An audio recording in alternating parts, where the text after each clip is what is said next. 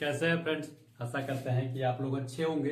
तो आज मैं बात करने वाला हूं कि यदि आपका रेलवे टेक्नीशियन थर्ड में यदि आपका सिलेक्शन हो जाता है तो आप कितने दिनों में अपने डिपार्टमेंट में जेई बन सकते हैं। ये बहुत सारे लोगों के मन में सवाल आ रहा था, सर मुझे ये बताइए कि यदि मेरा रेलवे टेक्नीशियन थर्ड में सिलेक्शन हो जाता है तो क्या मैं टेक्नीशियन थर्ड से या टेक्नीशियन वन से कितने समय में जेई में बन सकता हूँ। ये बहुत सारे लोगों का सवाल था, तो आइए हम इस पे देखने वाले हैं कि यदि आपका इस साल रेलवे टेक्नीशियन थर्ड से या फर्स्ट में यदि आपका सिलेक्शन हो जाता है तो कितने समय में आप रेलवे में जेई बन सकते हैं।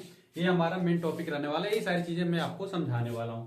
तो देखिए, रेलवे में आपको जेई बनने के लिए दो तरीके के मौके दिए जाते हैं। पहला, आपको जो शुरू से मैं बता रहा हूँ, जीडीसीई का एग्जाम करवाया जाता है और दूसरा जो होता है एलडीसीई का एग्जाम करवाया जाता है। ये दो तरीका होता है आपको जेई बनने के लिए। और कितने साल लगते हैं ये मैं भी आपको समझा देता हूँ कि आप मान लेते हैं रेलवे ग्रेड थर्ड या ग्रेड वन से जैसे रेलवे में आते हैं, जिस दिन आप रेलवे की ज्वाइनिंग होती है उसी दिन जेडीसीए का नोटिफिकेशन निकला रहता है और आपके पास डिप्लोमा या बीटेक है तो एजुकेशन क्वालिफिकेशन तो सेम रहता है जो ओपन भर्ती में निकली थी। आप बीटेक किए हुए हैं या डिप्लोमा किए हुए हैं तब तो आप तुरंत इस फॉर्म को बाहर देंगे।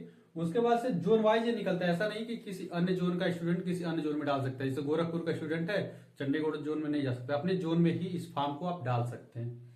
नो एज लिमिट यदि कोई भी एज क्राइटेरिया नहीं रखती है। आप कहीं से भी कभी भी आप जीटीसी का एग्जाम निकाल के जेई बन सकते हैं। इसके लिए कोई भी टाइम लिमिट फिक्स नहीं किया गया है।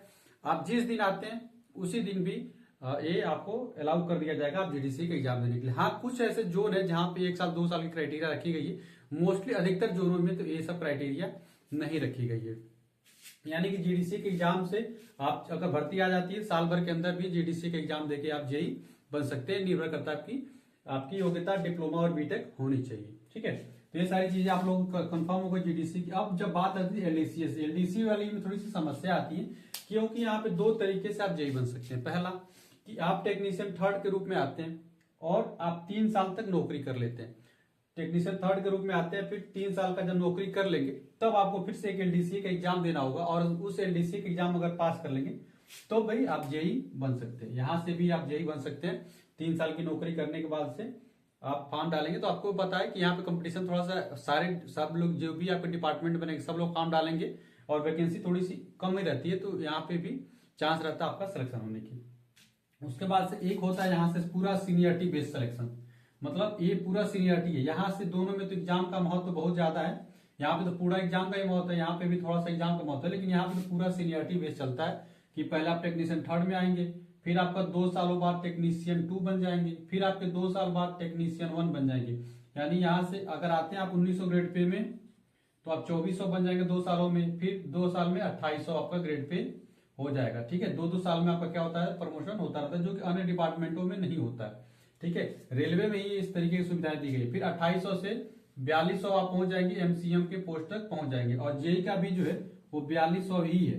तो आप एमसीएम तक तो 4200 तो ऐसे ही पहुंच गए, लेकिन वहां पे एक छोटा सा एग्जाम होता है और उस एग्जाम को यदि पास कर लेते हैं तभी भी आप जेई बन सकते हैं। यानी कि रेलवे में जो जेई बनने का आपको 3 तरीके से मौके दिए जाते हैं। मोस्टली 3 तरीके से मौका दिया जाता है। आपको इसी 3 तरीकों में किसी भी एक तरीके को पास करके आप जेई बन सकते हैं। अब बात किया जाता है कि आप कितने सालों बनेंगे, तो आप चाहें तो ये 1 ईयर के अंदर भी बन सकते हैं अगर जीडीसी का एग्जाम आ जाता है समय से तो, और यदि नहीं आता है तो कम से कम आपको 10 साल लग जाएंगे।